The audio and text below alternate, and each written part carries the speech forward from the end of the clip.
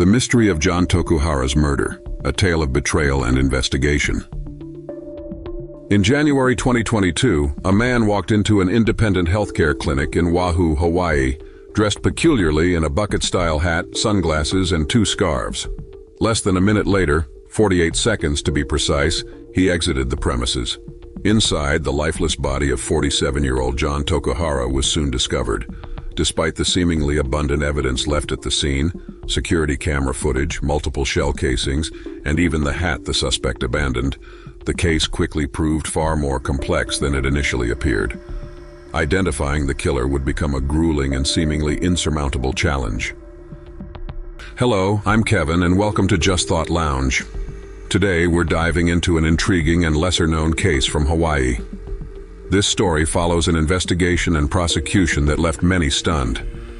What began as a seemingly straightforward case with all clues pointing in one direction soon unraveled as new evidence surfaced and old assumptions were called into question. The clarity of what happened was clouded as more details emerged. Let's uncover the layers of this fascinating case. The town of Oahu is nestled in Honolulu County, Hawaii, along the northern shores of Middle Loch and West Loch of Pearl Harbor. Once home to a thriving sugarcane plantation, this community on the island of Oahu has since grown to a modest population of approximately 40,000 residents. It is just a short drive from the scenic Iwa Beach, a favorite spot for locals and tourists alike. On the warm, clear morning of Thursday, January 13, 2022, Lily Tokuhara decided to visit her son, Jon. Jon, aged 47, had owned and operated a healthcare clinic in Oahu for nearly 2 decades. The previous evening, he had assured his mother he would stop by to pick up the dinner she had prepared for him. But Jon never showed up. Concerned, Lily drove to his acupuncture and healthcare clinic at around 8 a.m. Upon arriving, she noticed her son's white Toyota Tacoma truck parked near the clinic entrance. Entering through the back door, which was unlocked, she saw the front door had been secured with a chain for over 6 months and was no longer in use. What she found inside was devastating. Jon lay motionless on the floor of his office, a pool of blood forming beneath his head. Overcome with shock, Lily called emergency services but was unable to render any aid. Tragically, it was already far too late. Officer John Minter from the Honolulu Police Department was the first to arrive on the scene. He quickly located a single spent .22 caliber shell casing on the floor. A subsequent search uncovered 2 additional casings, one beneath Jon's body and another near the refrigerator. The autopsy later confirmed Jon had been shot 4 times in the head, with all injuries focused on the face. This brutal and cold execution-style killing suggested a crime of passion. Oddly, $4,000 in cash was found nearby, untouched. If the killer knew about the money, it was clear robbery was not the motive. The evidence pointed to a deeply personal vendetta, but the swift and detached execution hinted at something more calculated. Jon Tokuhara was unmarried and had no children. He was deeply cherished by his close-knit family and lifelong friends, particularly close to his mother Lily. Jon was also a doting uncle to his sister's 2 sons. A lover of the ocean, he enjoyed fishing, surfing, and paddling. After earning a master's degree in Chinese medicine and acupuncture, he established his own clinic, serving the Oahu community for nearly 20 years. The news of Jon's murder sent shockwaves through the local community. This tragedy has really brought the community together here in Oahu. Everyone, friends, family, neighbors, has rallied around to support the Tokuhara family, a friend shared. Jon was a healer in every sense. Through his clinic, he helped countless people. He gave scholarships and always prioritized the community. His life was taken away, but his legacy of love and service remained strong. Investigators began piecing together Jon Tokuhara's life, yet no clear suspects emerged. Friends and family only spoke of his kindness and dedication, leaving detectives grasping for a motive. To unravel the mystery, investigators meticulously reconstructed his movements and interactions leading up to his death. 2 cell phones were found on Jon's desk. One was his primary device, while the other appeared to function only when connected to Wi-Fi. According to those close to him, this second phone was primarily used for playing Pokemon Go, a hobby Jon enjoyed. The app had been active on this device since 5:40 p.m. the previous evening. with the phone shutting down around 8:45 p.m. due to a dead battery. Whether Jon was actively playing or if the killer interrupted his game was unclear. Jon's mother revealed she had last received a text from him at approximately 6 p.m., arranging to pick up his dinner. That text marked the final activity on his main device, sent at 6:18 p.m. After that, silence. With this timeline in mind, investigators turned their attention to security camera footage from the area surrounding the acupuncture clinic. They hoped it might provide clues about anything or anyone suspicious. Roughly 3 minutes before 6 p.m., cameras captured a white four-door Chevrolet Silverado pickup truck with Hawaii plates turning north onto Wahoo Depot Street from Farrington Highway. The truck made several quick turns before passing an intersection a few streets over from the clinic, then disappeared from view. Moments later, however, an individual was seen on foot near the next junction. The person walking toward Wahoo Depot Street and approaching the clinic's back entrance wore a light-colored bucket-style hat, dark sunglasses, and a scarf covering their head and neck. They also carried a brown shopping bag. At 6:16 p.m., the individual entered Jon Tokuhara's office, coinciding with the last recorded activity on Jon's main cell phone. Shockingly, just 48 seconds later, the same figure exited the building. No one else was observed entering or leaving until Lily arrived the next morning at 8 a.m. As the white Silverado drove past businesses on Wahoo Depot Street, surveillance cameras captured the truck's front license plate. Law enforcement enhanced a still image from the footage, identifying the plate's format, 3 letters followed by 3 numbers. However, the exact characters could not be discerned. The vehicle itself bore no distinguishing marks, and its truck bed appeared empty. Nevertheless, it was the strongest lead investigators had. The Honolulu Police Department's Strategic Enforcement Detail identified 53 white 4-door Silverado trucks in Hawaii that matched their criteria, likely a 2014-2016 model with a license plate format of 3 letters and 3 numbers. Systematically, investigators eliminated 52 of these vehicles by cross-referencing photographs, visiting locations to inspect trucks in person, and verifying ownership. Only one Silverado remained on their list, a vehicle registered to 34-year-old Eric Thompson, a former client of Jon Tokuhara. Eric Thompson, a successful contractor, had once sought treatment from Jon for carpal tunnel syndrome. While this established a connection between the two men, it seemed insignificant.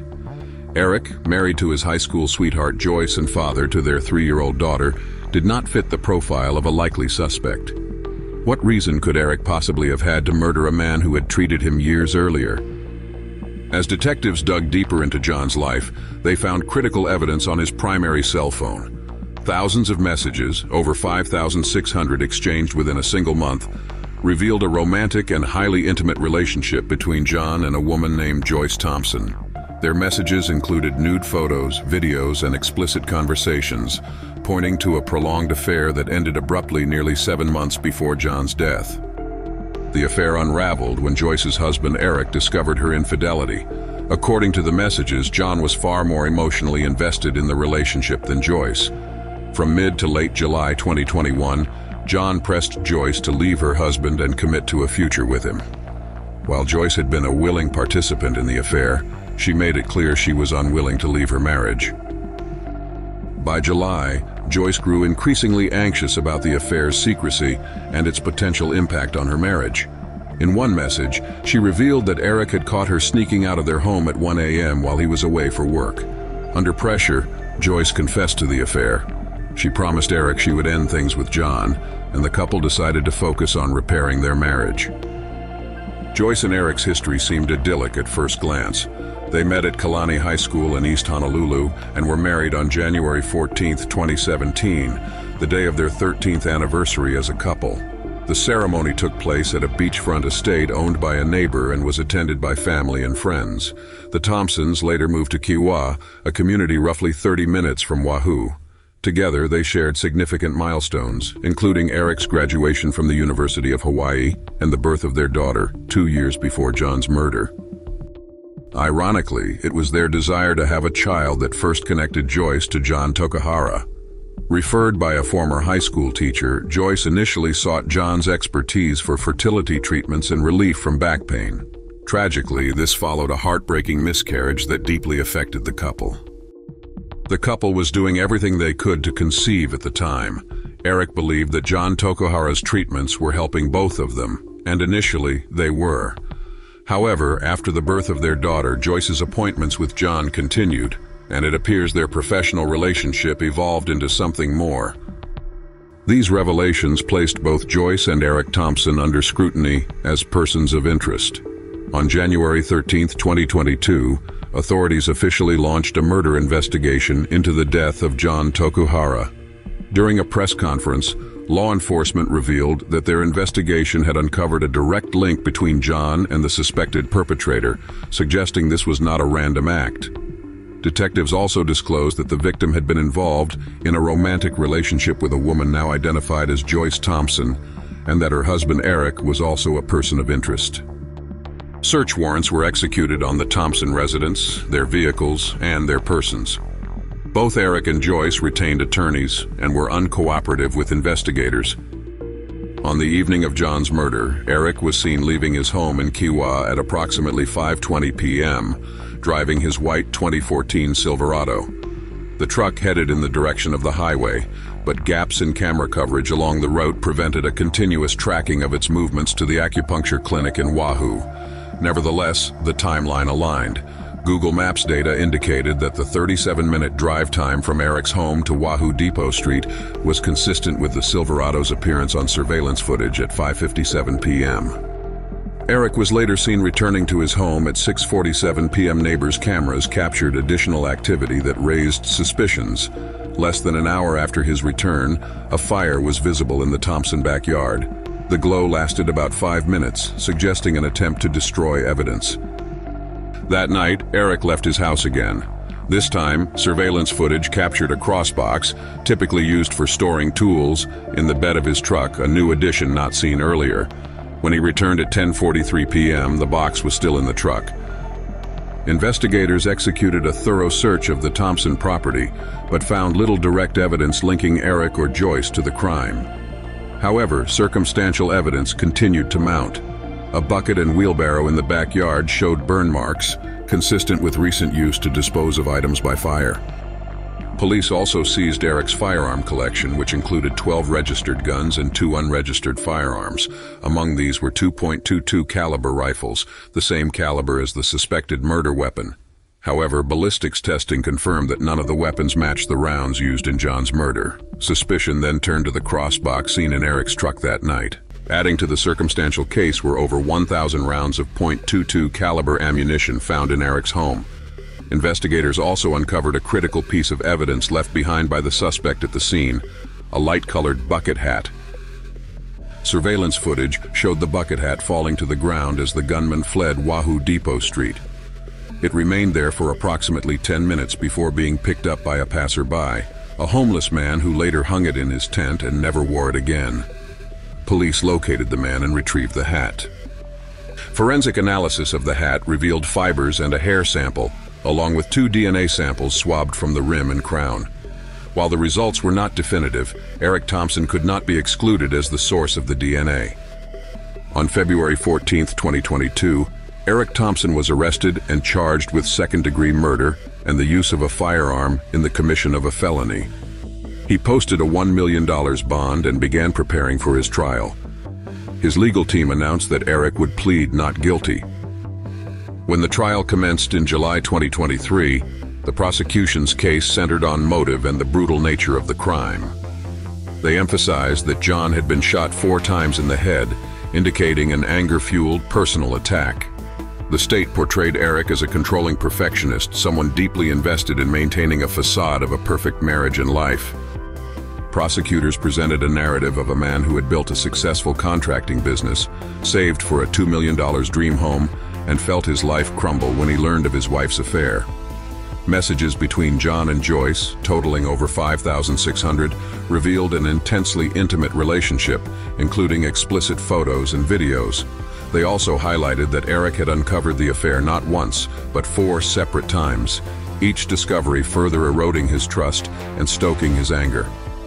To Eric, the prosecution argued this wasn't just an affair. It was a personal affront to his identity, his marriage, and the perfect life he had worked so hard to achieve. Eric Thompson's prosecution painted him as a man who decided that the only way to reclaim his perfect life was to eliminate the person threatening it. The state argued that as long as Jon Tokuhara was alive, Eric's marriage and his image of an idyllic existence would remain irreparably tarnished. They asserted that Eric meticulously planned the murder, attempting to execute the crime with precision to avoid detection. He thought he could get away with murder, the prosecution said, but he failed, thanks to the relentless efforts of HPD.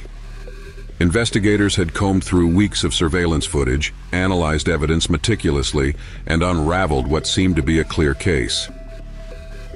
However, when the defense presented its case, the narrative began to shift, and so did the perception of Jon Tokuhara.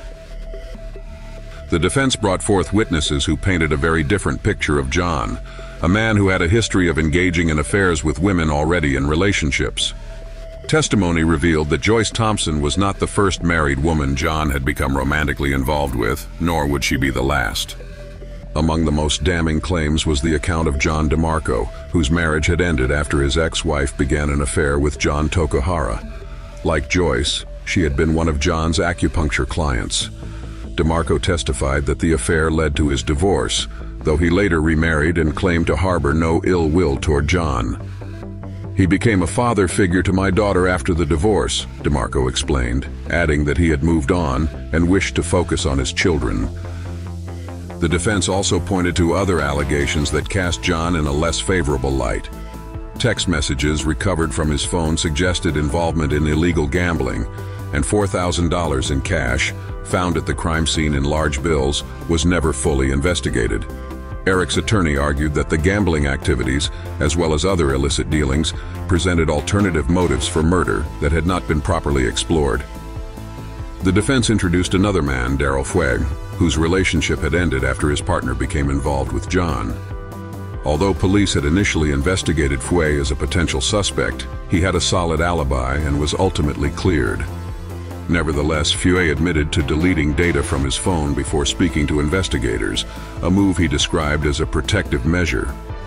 "I understand why they looked at me," Fueg stated during testimony, "but I think it's ridiculous. I had nothing to do with this." Both DeMarco and Fueg denied any involvement in Jon's murder. They placed the blame for their failed relationships on their respective ex-partners rather than on Jon, and each testified that they had moved past the pain and anger of those events. When Eric Thompson took the stand, he recounted his own experience upon discovering Joyce's affair. He described feeling blindsided and betrayed, especially given how Jon had once been a trusted figure in their lives. "Jon helped us with our fertility issues. He was there when we were trying to have our daughter. To find out that he would betray us like this, I just couldn't believe it." Eric recalled the night he first realized something was wrong. After watching security footage of Joyce sneaking out at night, he confronted her. "I couldn't make sense of it. I kept asking myself, where is she going? Why would she do this? I was angry and disappointed. It felt like everything was falling apart." Eric claimed that his initial reaction was to confront Jon directly, but ultimately decided against it. "I thought about calling him, chewing him out, but I realized it wouldn't make a difference. What could I say to someone who clearly didn't care about my family?" According to Eric, Joyce agreed to end the affair, and they worked on repairing their relationship. Over time, he believed they had regained the happiness they once shared. "She apologized. She cut him off completely. We moved on, and Jon became irrelevant to us," Eric testified. "I realized the problem was between me and Joyce. We both had to make an effort to fix it, and we did." When questioned about the Silverado seen near Wahoo on the night of the murder, Eric denied that the truck was his. "That's not my truck," he stated firmly when presented with a surveillance image, "and I wasn't in Wahoo that night." The defense asked directly, "Did you kill Jon Tokuhara on January 12th or January 13th, 2022? "No, I didn't," Eric Thompson stated resolutely. During cross-examination, the prosecution challenged Eric's apparent acceptance of Joyce's betrayal. They probed for inconsistencies, questioning the depth of his knowledge about the affair. "Did your wife tell you that she said 'I love you' to Jon Tokuhara?" the prosecutor pressed. Eric hesitated before responding. "Yes," he admitted. "At some point, yeah, they were." Further questioning revealed Eric had seen family photos and videos on Joyce's phone. but maintained that he never accessed messages, photos, or videos shared between her and Jon. The prosecution was skeptical. "So, you never looked through her phone after discovering the affair?" "Correct," Eric replied. "I never looked at her phone." 11 days before Jon's murder, Eric and Joyce signed a postmarital agreement. The prosecution portrayed this as a coercive move, alleging that Eric forced Joyce to sign the agreement. In contrast, the defense argued it was Joyce's idea, a gesture to prove her commitment and fidelity. After 3 days of deliberation, the jury was deadlocked. Judge Paul Wong declared a mistrial, with 9 jurors voting guilty and 3 for acquittal. "I feel like the evidence wasn't concrete," one juror explained. "It was hard to get everyone to agree on one decision." The defense expressed optimism about a retrial. "The media's first impressions of this case didn't tell the whole story. We look forward to presenting more evidence next time," Eric's attorney stated.